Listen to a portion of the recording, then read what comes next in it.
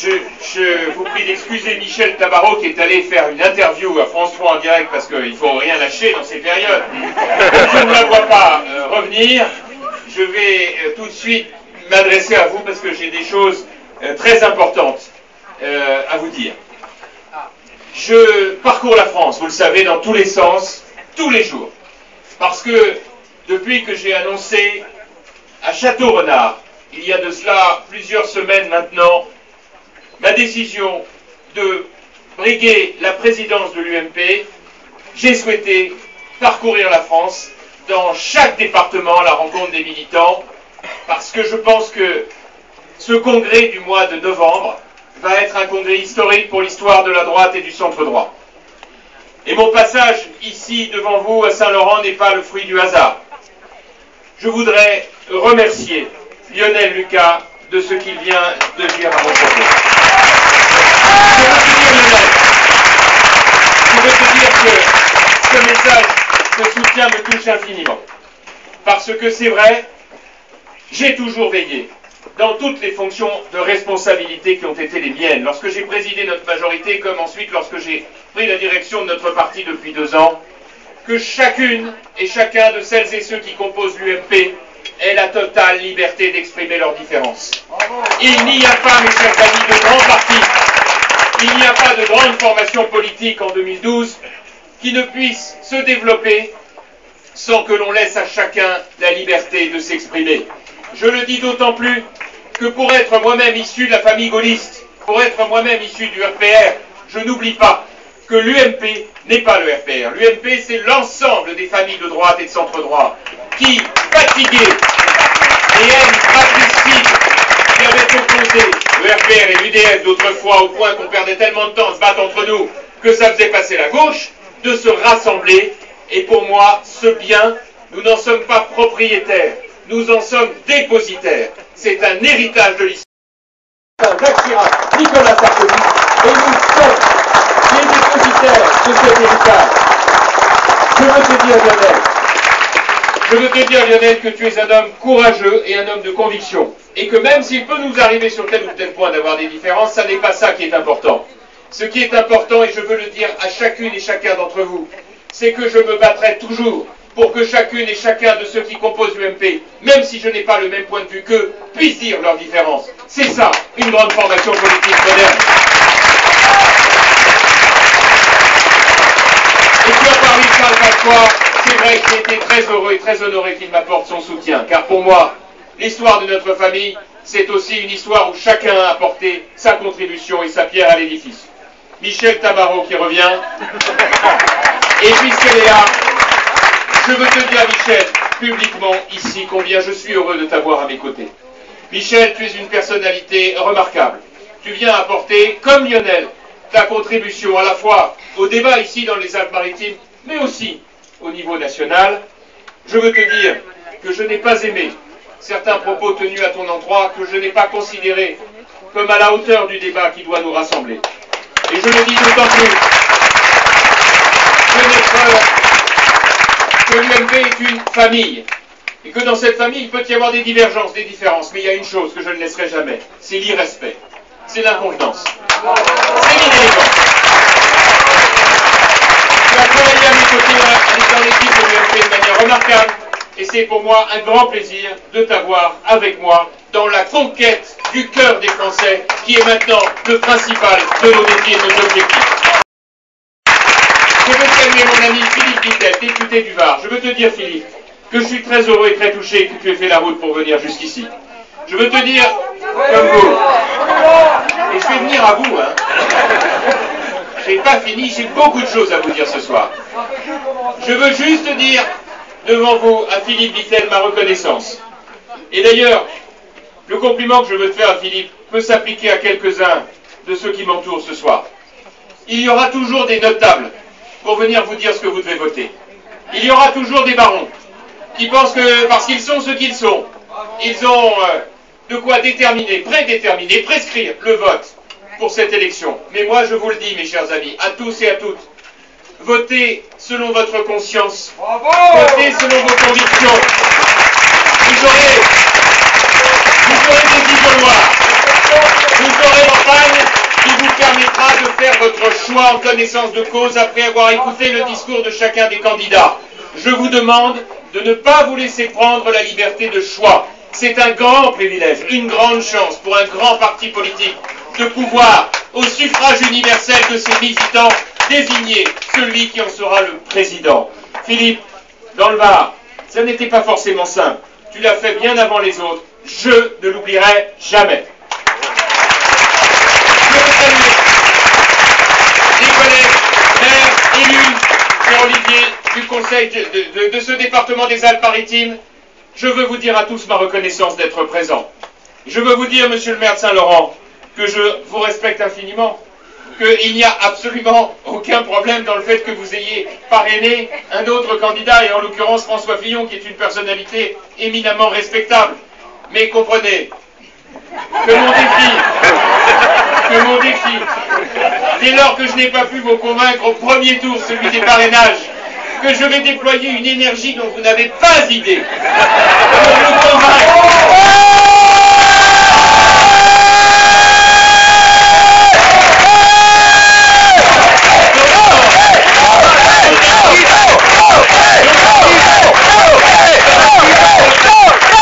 Chers collègues, monsieur le maire de Saint-Laurent, que cette fois, ce sera dans un isoloir. Personne ne regardera. Je voudrais vous dire, aux uns comme aux autres, parce que si je ne vous le disais pas, je ne vous dirais pas ce que j'ai au fond du cœur, qu'il n'est pas de jour sans que je ne pense à Nicolas Sarkozy.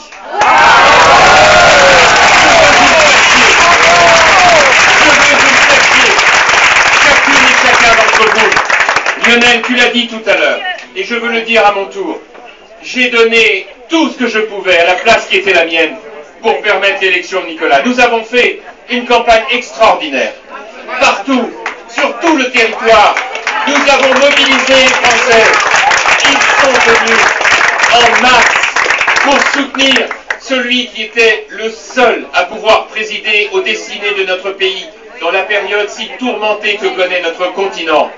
Nicolas Sarkozy a fait l'objet d'une campagne de haine, de calomnie, d'injures, comme je n'en avais jamais vu dans aucune campagne.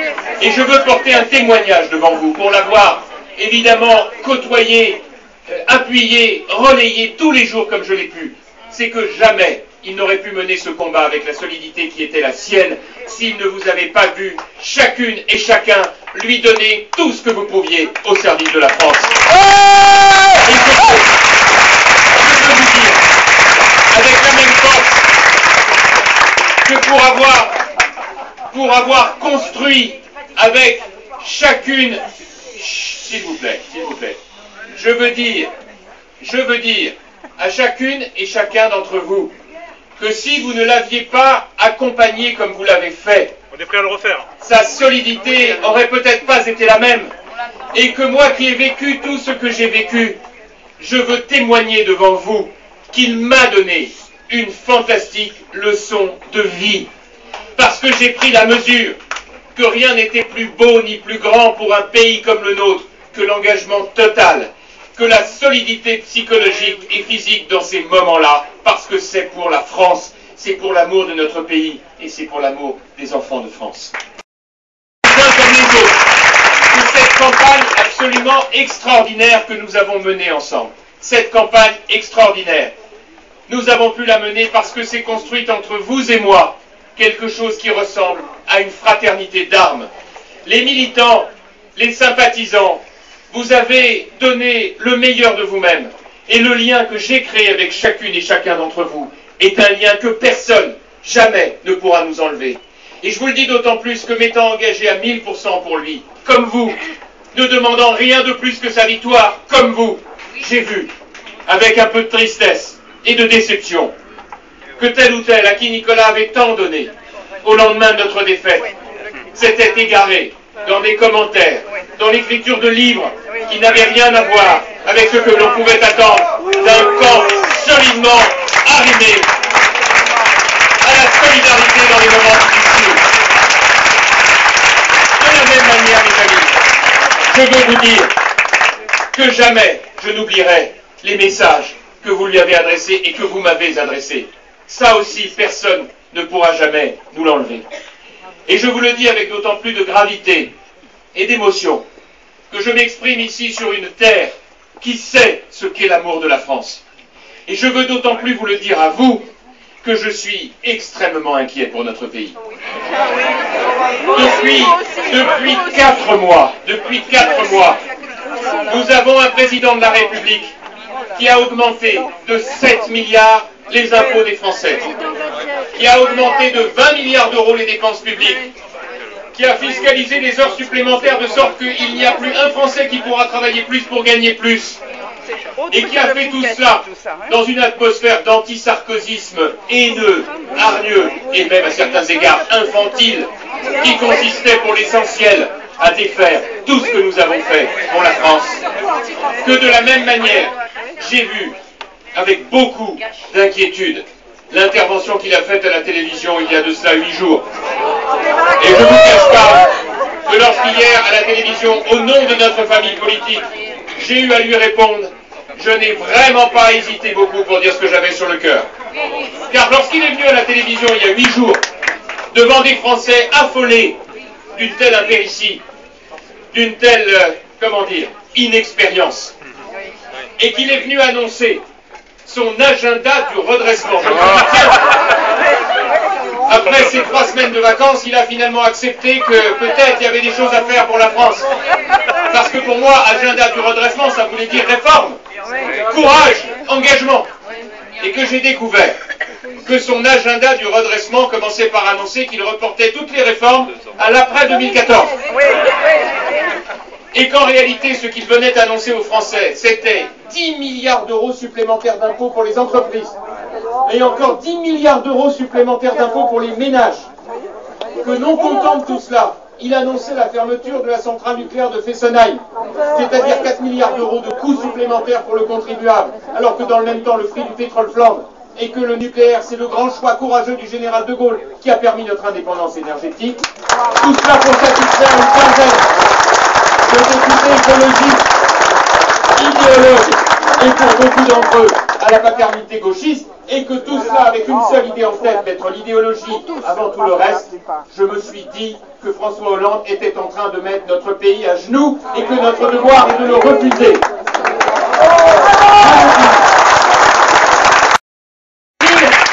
Voilà que va venir maintenant le tour des retraités.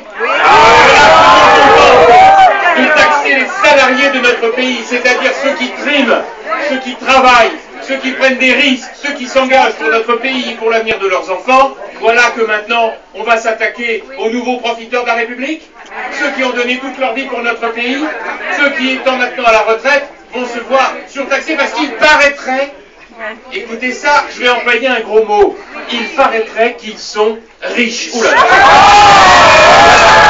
Voilà ce qu'est aujourd'hui les 4 mois qui viennent de se dérouler sous nos yeux.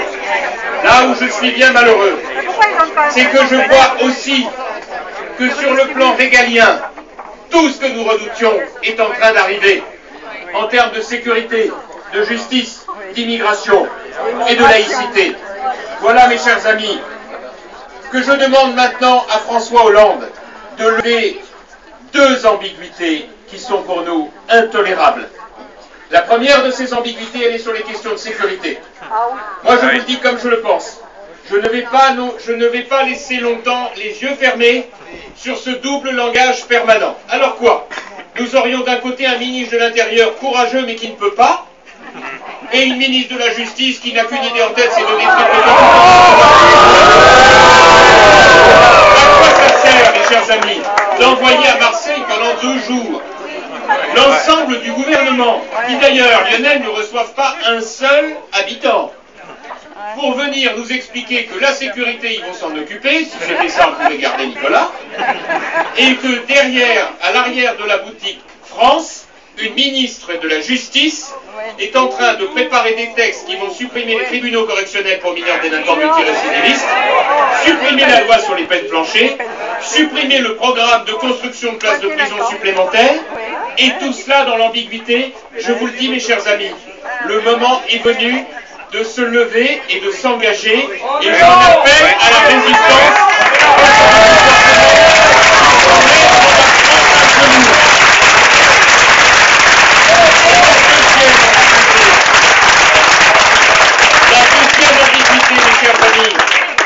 Je demande qu'elle soit levée sur une question qui est à mes yeux inacceptable.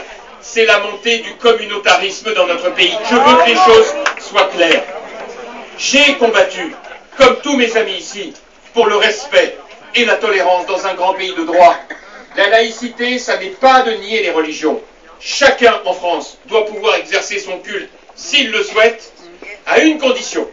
C'est que ce soit dans le respect de celui des autres et dans le respect des lois de la République.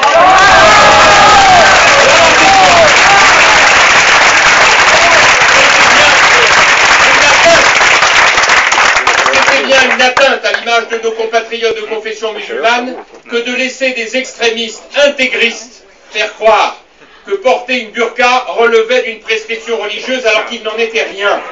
Il s'agissait, mes chers amis, et chacun le sait, d'une provocation des extrémistes intégristes pour tester la République. Or, il s'est prouvé que des hommes et des femmes d'honneur qui ont bien voulu se trouver autour de moi à l'Assemblée nationale, 220, ont signé avec moi cette proposition de loi qui est devenue force de loi, qui interdit le port de la burqa sur l'ensemble de l'espace public. Mais si vous saviez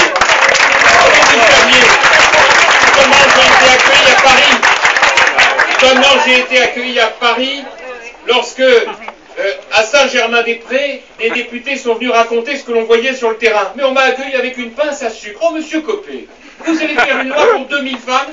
Mais enfin, même pour une seule loi, même pour une seule femme, il fallait faire cette loi, évidemment. Et je le dis avec autant plus de force, il faut maintenant que cette loi soit appliquée. Et ce n'est pas possible d'admettre une loi votée par le Parlement national, réputée conforme à la Constitution, même si les socialistes ont refusé de la voter, aujourd'hui ne soit pas appliquée, c'est intolérable. De la même manière, mes chers amis, et je vous le dis avec la même force, je vois avec beaucoup d'inquiétude la montée des communautarismes. Nous devons tout de suite dire aux uns et aux autres que chacun ne peut être choqué d'appartenir à des communautés. Nous sommes les uns et les autres membres de communautés, et c'est magnifique dans une démocratie. Communauté religieuse, communauté philosophique, communauté politique.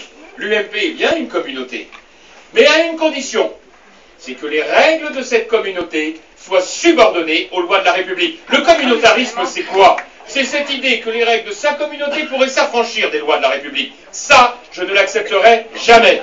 Et je vois arriver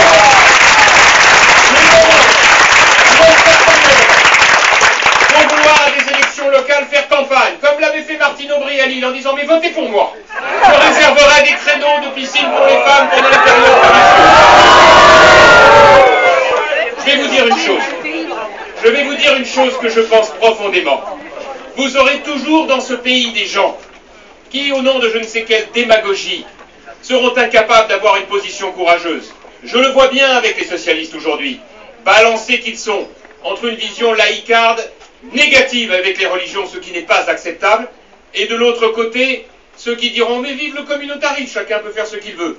Je vous demande d'être dans ce domaine extrêmement ferme, car il y va de notre pays, de notre nation, qui a été faite par nos aînés dans un territoire de liberté, de démocratie, mais pour lequel il doit y avoir pour chacune et chacun des droits et des devoirs. Cela m'amène à vous dire que je suis très préoccupé de voir que 75 députés socialistes, relayés par le président du groupe socialiste du Sénat, M. Rebsamen, ont demandé aujourd'hui même dans une tribune à ce que M. Hollande inscrive de manière urgente le droit de vote pour les étrangers. Je demande solennellement que M. Hollande, puisqu'il considère qu'il n'y a pas d'autres urgences en ce moment, nous réponde clairement sur ses intentions à propos du droit de vote pour les étrangers aux élections locales. Et si jamais par malheur il maintient son intention de l'inscrire à l'ordre du jour du Parlement, je demande solennellement qu'il soit procédé par référendum de telle manière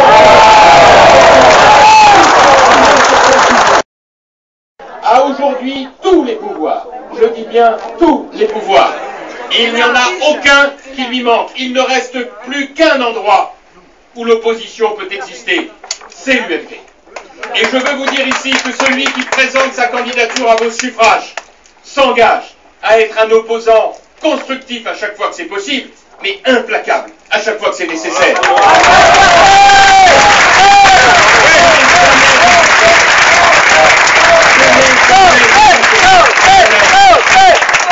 Je n'ai jamais hésité, mes chers amis, jamais, à dire devant les caméras de télévision, comme devant les journaux, comme à l'ensemble des Français, la part de vérité que vous défendez. Je n'ai jamais craint les débats, jamais. Moi, je fais toutes les émissions de télé. Tard le soir, tôt le matin, je prends tout. Je ne me demande pas ce que vont penser les conseils en communication par rapport à ma courbe de sondage. Oh là là, comme dit Nicolas, toi au moins, t'as pas peur d'avoir un accroc à ton costume. Je confirme. C'est pas mon sujet. Mon sujet, c'est notre famille politique. C'est les Françaises et les Français. C'est l'avenir de nos enfants. C'est l'amour de la France. C'est pour moi beaucoup plus important que de savoir ce que donnera tel ou tel sondage. Cela m'amène à vous dire, à tous et à toutes, que nous allons avoir du pain sur la planche. Que tous autant que vous êtes, vous devez être co-responsables de cet engagement. L'UMP, qui est désormais le seul lieu de l'opposition en France, n'est pas une page blanche. Nous sommes, je vous le disais tout à l'heure, dépositaires d'un héritage historique. Et je vous demande à tous et à toutes d'être fiers de l'UMP, d'être fiers d'être de droite et de centre droit. J'en ai assez de voir que lorsqu'on est à gauche, on trimballe sa fierté et son arrogance comme si d'être de gauche c'est normal, alors que d'être de droite exigerait que l'on baisse les yeux. J'en ai assez que la gauche nous explique que pour elle tout est possible alors que pour nous tout est mal. Oh, je sais bien, je sais bien, en France, on est toujours beaucoup plus exigeant avec la droite qu'avec la gauche. Ah, ça c'est vrai.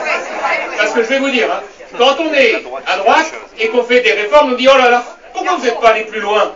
Ben je sais pas, on a fait les retraites, on avait 2 millions de personnes dans la rue, on a tenu. Oui mais quand même, vous auriez pu aller plus loin. La gauche, qu'est-ce qu'on dit? Ouf, ça aurait pu être tellement pire. Et là, c'est ça que je veux plus. Parce que la vérité c'est que je demande maintenant qu'on soit jugé avec un peu plus d'équité, maintenant qu'on les voit à l'œuvre, les socialistes. Car le pire de tout cela, c'est qu'il m'arrive bien souvent de penser à ces millions de Français qui auraient dû voter pour Nicolas et qui sont allés s'abstenir ou voter pour le Front National. Rappelez-vous, je leur avais dit, avec mes amis, je n'avais cessé de leur dire attention, ne faites pas cela, vous allez faire passer la gauche, c'est-à-dire l'inverse de ce que vous voulez. Hélas, c'est encore pire que je ne le pensais. Ah, on me dit le droit de vote pour les étrangers, mais il faut qu'ils l'appliquent, c'est une promesse de campagne. Mais dites-moi là-haut, les 27 milliards d'euros d'augmentation d'impôts, il n'en a jamais parlé pendant sa campagne.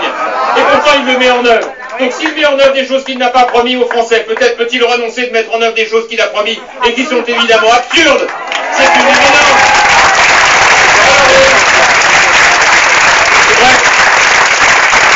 C'est vrai que les débats face aux socialistes ne m'ont jamais fait peur et que je n'ai pas craint. Je n'ai pas craint d'aller débattre contre François Hollande pendant la campagne. C'était éclairant d'ailleurs. Lionel, Philippe, Michel s'en souviennent, il m'avait beaucoup encouragé. C'était éclairant. Je n'avais qu'un objectif. Démontrer que François Hollande avait gagné le championnat du monde du double langage. C'était au-delà de toutes nos espérances. Sur aucun des sujets sur lesquels je suis allé chercher, je ne l'ai trouvé. Ni le nucléaire, ni la sécurité, ni l'immigration, ni les impôts. À chaque fois, il disait une chose et son contraire dans la même phrase. Je me suis dit que c'était juste pour moi. Non, avec Claire Chazal, il a fait exactement la même chose. Alors inutile de vous dire que dans ce domaine, j'en appelle, mes chers amis, à votre fierté d'être à l'UMP. Et je vous le dis avec d'autant plus de force que tous les grands hommes d'État qui ont fait les grandes réformes depuis 1945 appartenaient à notre famille politique, depuis le général de Gaulle jusqu'à Nicolas Sarkozy, tous. L'amitié franco-allemande, la politique énergétique et le nucléaire, la politique de défense, la constitution de la 5e République, la participation dans les entreprises, le TGV, Airbus, Ariane, la réforme des retraites. Toutes ces grandes réformes, elles ont été faites par des hommes de droite et de centre droit qui sont devenus des hommes d'État. François Hollande, lui, qu'est-ce qu'on pouvait attendre de lui dimanche dernier? Une vision stratégique, au moins. J'attendais quoi? J'attendais qu'il dise aux Français la vérité, qu'il leur dise que le monde bouge, et que parce que le monde bouge, nous avons, nous, l'exigence de nous adapter, de faire des réformes. Or, rien sur l'école, rien sur l'université, rien sur la recherche scientifique, rien sur l'entreprise, rien sur la compétitivité. J'attendais de lui de la même manière qu'il dise que l'on ne va pas lutter contre le chômage en créant 150 000 emplois publics sans avoir le moindre euro pour le financer dans l'administration, alors que le seul emploi qui compte, c'est celui qui crée dans l'entreprise, qui crée de la valeur ajoutée, qui lui permet la compétitivité. C'est le bon sens. J'attendais enfin qu'il ait le courage de faire des vraies baisses de dépenses publiques et qu'en particulier, il s'occupe de ces collectivités locales socialistes qui augmentent les impôts locaux et dépensent n'importe comment les frais du contribuable. Vous voyez, mes chers amis, nous avons par rapport à cela un rendez-vous majeur. Et je veux dire ici que pour ce qui me concerne, il y aura à l'UMP de la place pour tout le monde, que l'on soit issu de la famille gaulliste, libérale, radicale, centriste, humaniste, de la droite populaire. Je vous le dis, si les militants choisissent de me conserver leur confiance et de me conserver à mes responsabilités, je veillerai à ce que chacun ait la liberté de débat. C'est pour ça, et je prends mes responsabilités en le disant, que j'ai créé les fameux mouvements qui vont permettre à chacun d'exprimer leurs différences, de dire un peu leurs propositions. Il peut se trouver que dans une salle de 400, 500, 1000 personnes, il y ait une personne qui pense différemment.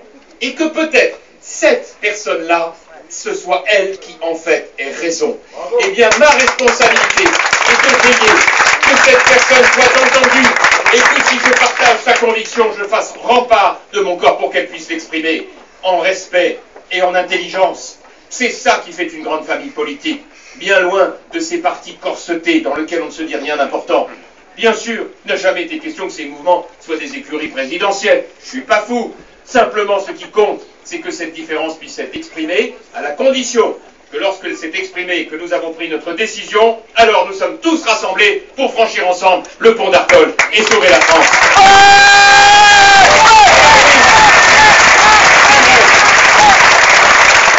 Et je vous le dis, ce congrès est extrêmement important parce que personne ne va vous voler le droit pour vous de vous prononcer pour celui dont vous considérez qu'il est le mieux à même de porter notre parti durant cette période. Je demande que personne ne se méprenne. Ça n'est pas une primaire pour 2017 avant l'heure. Je vous en supplie, ne tombez pas dans ce piège. Personne ne peut aujourd'hui savoir de quoi et de qui les Français auront besoin pour présider la France en 2017.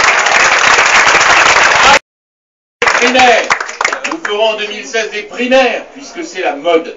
Et nous allons donc l'ouvrir à toutes celles et ceux qui veulent y participer au-delà des militants.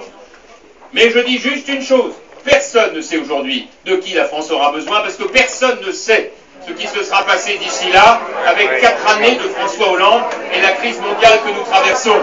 Est-ce que le profil idéal, ce sera un Hollande de droite? Je ne crois pas.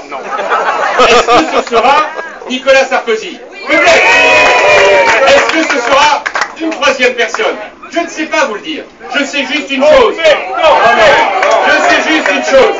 C'est qu'aujourd'hui, la feuille de route, la seule feuille de route, c'est de savoir comment présider notre parti dans la période 2012-2015. Et il n'y a pour celui qui en sera l'élu qu'un seul objectif: permettre à notre famille politique de reconquérir ville par ville, département par département et région par région le cœur des Français. Car c'est bien, mes chers amis, une histoire de cœur dont je veux vous parler avec les Français, d'une histoire de sensibilité, d'une histoire d'affectif. Oh, sur les équations, sur les chiffres, nous serons toujours meilleurs que la gauche. Mais ce qui doit maintenant nous rapprocher des Français, c'est le cœur. C'est cette idée que ceux qui s'engagent vraiment pour notre pays, ce sont ceux qui prennent des risques, y compris le risque de l'impopularité. Ceux qui aiment vraiment la France, ce sont ceux qui ne craignent pas de dire aux Français qu'il y a une magnifique perspective pour celles et ceux qui acceptent de se retrouver ensemble, de se retrousser les manches et de préparer l'avenir. Et voyez, dans ce domaine-là, celui qui entre 2012 et 2015 aura cette charge, aura pour lui une seule feuille de route: construire une opposition qui permettra à chaque Français de se reconnaître dans son indignation, mais aussi dans sa volonté de proposer un autre avenir pour notre pays. Alors c'est vrai, Je ne veux pas qu'on se trompe. C'est pas une primaire avant l'heure. Mais je ne veux pas non plus qu'on pense que parce qu'on a perdu 2012, on va gagner 2017. Il n'y a rien d'automatique à tout cela.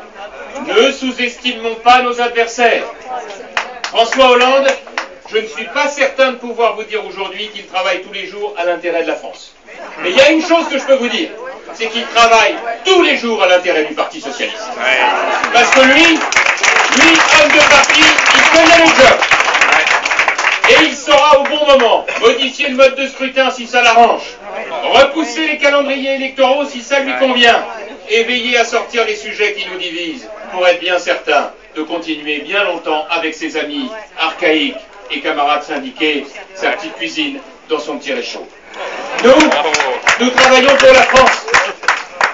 Et nous savons bien, les uns comme les autres, que nos électeurs ne nous pardonneraient jamais de travailler pour autre chose que pour la France, c'est-à-dire pour le service de l'intérêt général.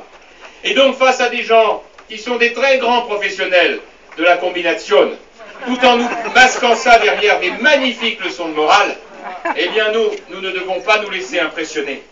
Donc c'est vrai, l'objectif, c'est de gagner les élections de 2014. C'est en réalité, et je m'y engage devant vous, si je suis élu en novembre, de lancer le plus important plan de recrutement jamais réalisé par un parti politique. Je vais inviter, comme je l'avais fait en 2010 en appelant les Français à la levée en masse et qui ont entendu cet appel, vous vous souvenez, de Villepin, de la Concorde ou du Trocadéro, eh bien je vais en appeler les Françaises et les Français à venir nous rejoindre en masse pour venir composer les listes municipales de demain. Je vais leur demander de porter haut et fier, comme nous, l'étendard de l'UMP. Je vais leur demander d'apporter leur expérience, leurs compétences, leur volonté, leur amour de la France. Nous allons les former au combat militant. Nous allons leur dire comment ne pas se laisser impressionner quand sur un marché on est pris à partie par des militants gauchistes. Je vais leur dire que lorsque l'on fait du porte-à-porte, il y a une bonne technique pour éviter de prendre la porte sur le nez. Comme me l'avait dit Jacques Chirac, c'est de mettre le pied dans la porte.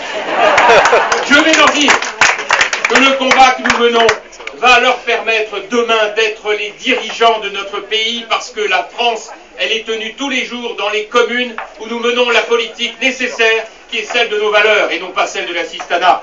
Je voudrais vous en donner une illustration. J'ai pris la ville de Meaux à la gauche. C'était une ville qui depuis des décennies était à gauche. Depuis des décennies. Et puis, en 1997, à la faveur d'une triangulaire, le Front National a fait 22%. Et la députée socialiste, eh ben, elle est devenue députée, elle m'a battu. Elle pensait que c'était grâce à son génie. Pas du tout. C'était grâce à la triangulaire qui avait fait que le Front National se maintenant au deuxième tour, elle avait gagné. Eh bien, le Front National qui avait fait un mot dans cette ville que je dirige, qui a 53% de logements sociaux, qui connaît les problèmes de la société française d'aujourd'hui, avec ses quartiers difficiles, avec cette population confrontée à bien des angoisses, bien des problèmes, mais aussi bien des espérances. Le Front National, qui avait fait 22% dans ma ville en 97, cette fois n'a fait que 9%. Et François Hollande, qui avait fait 54% en mai dernier dans ma ville, eh bien moi j'ai été réélu avec 60% des voix. Et si je vous raconte ça, mes chers amis, c'est pas pour attirer rien, pas du tout. C'est simplement pour vous dire une chose, c'est qu'à Meaux, pendant ces années-là, qu'est-ce que j'ai fait? J'ai mis la police municipale, j'ai mis les caméras de vidéosurveillance, j'ai fait de la politique économique et de l'emploi, j'ai mis de la culture, j'ai mis du sport, j'ai cassé les tours pour y mettre des immeubles à taille humaine, j'ai encouragé l'accession à la propriété, j'ai entendu, écouté, rencontré chacun de celles et ceux qui souffraient et qui avaient besoin du maire pour les aider et leur tendre une main fraternelle. J'ai fait de la générosité parce que c'est au cœur de toute l'action publique d'un homme qui veut s'engager au service de ses concitoyens, mais j'ai veillé à ce que cette générosité ne se transforme jamais en assistanat, car là devait être la différence. C'est vrai, qu'en appliquant une politique, j'ose le mot, je prends mon risque, une politique de droite, avec des droits et des devoirs, j'ai convaincu mes concitoyens qu'il y avait un chemin.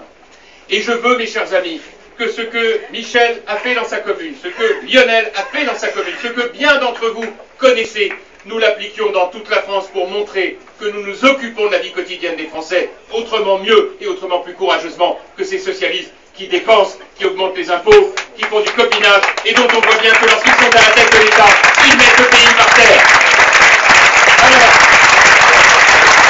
Alors enfin, je vous le dis comme je pense.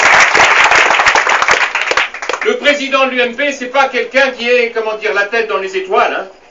Il ne faut pas craindre, comme disait Jacques Chirac, de rappeler qu'un chef c'est fait pour cheffer. Le président de l'UMP, à l'image de ce que je fais aujourd'hui en tant que secrétaire général, c'est prendre entre 10 et 20 décisions par jour. Parce que si je ne les prends pas, il n'y a personne qui le fait. Parce que quand c'est difficile, c'est au chef d'aller sur le terrain et d'aller dans les soutes, d'arbitrer un problème entre un président départemental et un secrétaire départemental qui ne s'entendent pas, là il n'y a plus rien qui marche. Un délégué de circonscription qui ici ou là a des problèmes, s'en occupe plus alors qu'il était efficace avant mais qu'il en a un peu marre. Et à qui il faut avoir le courage de dire je t'adore, je t'aimerai toute la vie, mais là prends un peu de recul, faut que ça marche, et ça marche pas. Allez aussi lancer un grand plan de communication, une opération tractage dans toute la France, voire à encourager ceux qui veulent se battre, à faire en sorte que ceux qui ont pris un peu de recul comprennent qu'il ne faut pas empêcher la relève d'arriver. Et puis quand on a fini tout ça dans sa journée, ne pas craindre d'aller à la télé, à la radio, partout, pour venir porter la parole et ne pas se laisser impressionner par telle ou telle intimidation. Bravo!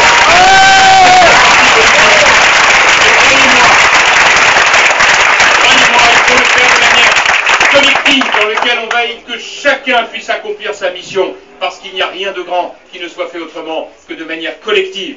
Et je vous le dis, si les militants me donnent leur confiance en novembre, je veillerai à ce qu'il n'y ait ni vainqueur ni vaincu. Je ne suis pas un homme de clan. Je n'ai jamais oublié mes amis, et ils savent, et ils ont toujours su que je ne les lâchais jamais, et qu'ils étaient toujours à mes côtés dans les responsabilités. Mais je saurais aussi faire la place à celles et ceux qui ont hésité, ont douté, et je les comprends d'autant plus, je vous le dis comme je le pense, que moi, je sais très bien que venir me soutenir, parfois, c'est une prise de risque. Parce qu'après tout, ces sondages-là, ces fameux sondages, qui permettent à tel ou tel autre d'être tellement haut qu'ils voient les étoiles. Et moi, tellement bas, que je suis à 2 doigts de trouver du gaz de schiste, même si les échantillons ne sont pas forcément les meilleurs, parce que ce sont des sympathisants. Les sympathisants, ils sont 10 millions en France. Et les sympathisants, c'est des gens formidables. C'est des gens qui ont de la sympathie pour nous. Moi, j'aime bien les gens qui ont de la sympathie pour nous. Et j'ai envie de leur dire, les gars, vous venez quand vous voulez, hein. Parce qu'il y a ceux qui ont de la sympathie, et puis il y a ceux qui sont au combat. Et ceux qui sont au combat, c'est les militants. Et eux,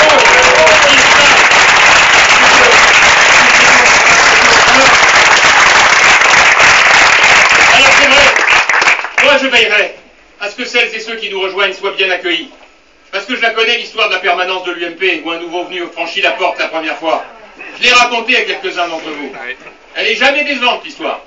Bonjour, je suis nouveau, j'aime beaucoup Nicolas Sarkozy, je suis de droite, j'aimerais adhérer à l'UMP parce que je voudrais m'engager dans les élections. Ouh là là, dit le nouveau gars. Un nouveau, il a l'air de faire des phrases complètes, il a du talent, il va me piquer ma place. Voilà. Alors généralement, qu'est-ce qu'il dit? Il dit, bah écoute, tu viens d'arriver, je vais te donner cet énorme paquet de tracts, tu vas le distribuer pendant une bonne dizaine d'années, à la 11e, tu auras le droit de le co-rédiger, et puis dans 15 ans, je te trouverai bien une suppléance quelque part. Généralement, le gars qui est rentré, il claque des talons et on ne le revoit plus jamais. Moyennant quoi, quand arrivent les élections, on n'a plus de candidat, c'est idiot. Je prends mes fonctions en décembre 2010. Janvier 2011, on m'apporte le dossier des cantonales pour mars, 2 mois après. Il y avait 1900 cantons renouvelables. Sur les 1900 cantons, il y avait 500 cantons qui n'étaient pas capables de mettre un candidat de l'UMP. J'appelle nos amis sur le terrain, je dis, bah dites donc les gars, là, vous avez personne dans le canton là? Ah bah non, on n'a pas trouvé. Je dis, il y a 20 000 habitants, 8 000 habitants, 15 000 habitants. Vous n'avez pas trouvé un homme de droite, une femme de droite qui est prêt à y aller pour être candidat? Ben non, on n'a pas trouvé. Eh ben la prochaine fois, c'est moi qui les trouverai. Parce que je vous le dis, il y a un parcours à faire. Il n'est pas question que celui qui arrive, le nouveau venu, ne fasse pas le parcours initiatique. Le gars qui vient, qui dit je voudrais être député, on va dire bah, écoute, tu vas attendre un peu.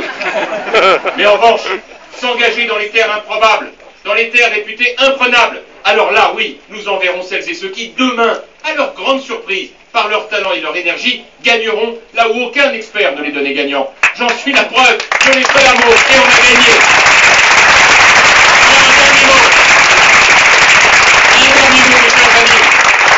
Et sans nul doute, le plus important de tous, nous sommes à un moment clé de notre histoire. Celui qui doit remporter la majorité des suffrages des militants de l'UMP doit être quelqu'un qui défend une ligne politique qui soit claire. Et Lionel, tu l'as rappelé tout à l'heure et je pense que tu parles d'or. Il faut que les choses soient très claires. Pas d'ambiguïté, à aucun niveau et sur aucun sujet. Personne n'a d'obligation de voir un avis sur tout. Il ne faut pas craindre de temps en temps de douter, de s'interroger, de réfléchir. C'est mieux que d'avoir des certitudes absurdes. Mais en revanche, la ligne politique, elle, doit être sans aucune ambiguïté. Et je veux donc vous donner la mienne.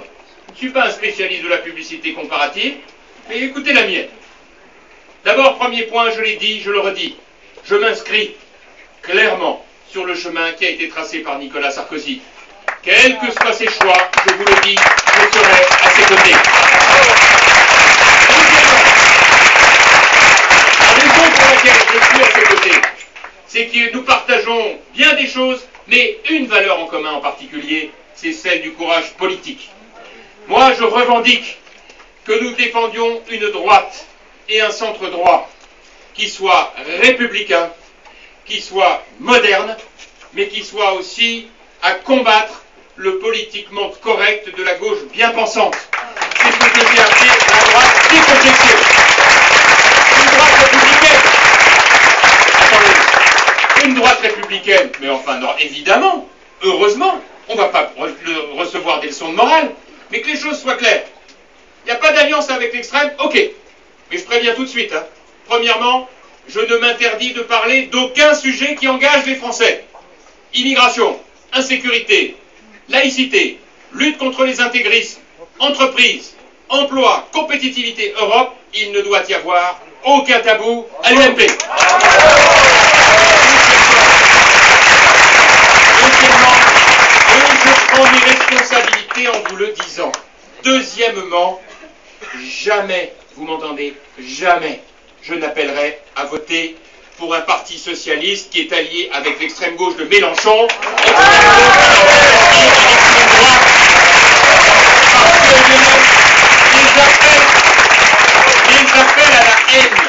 les appels à la haine de M. Mélenchon, les appels à la révolution armée de certains de ces groupuscules trotskistes ou maoïstes qui se sont mis dans le front de gauche, des propos intolérables que à Paris on a bien voulu tolérer au motif que comme c'est à gauche c'est frais et printanier, je les dénoncerai, je les combattrai et j'aurai besoin de vous pour le faire, car je le répète, ils n'ont rien à envier à l'extrême droite et donc je ne laisserai ni Mme Aubry, ni M. Hollande, ni qui que ce soit venir nous donner des leçons de morale à nous qui avons tenu la position que vous savez.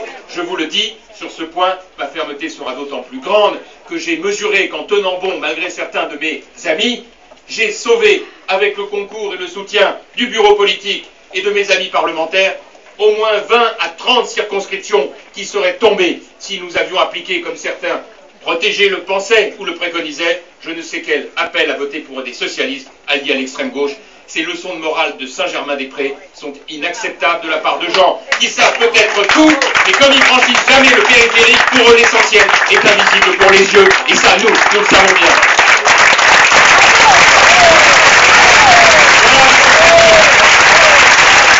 Voilà, mes chers amis, vous l'avez compris, ce meeting de Saint-Laurent-du-Var, je m'en souviendrai longtemps. Parce que, et le maire de Saint-Laurent aussi, il est emballé. Et ben c'est fait. Et je lui promets solennellement devant vous que je ne le dénoncerai pas. Mes chers amis, ce meeting à Saint-Laurent-du-Var, je ne l'oublierai pas. Et je vais vous dire pourquoi. Parce qu'il y a des moments importants dans une vie.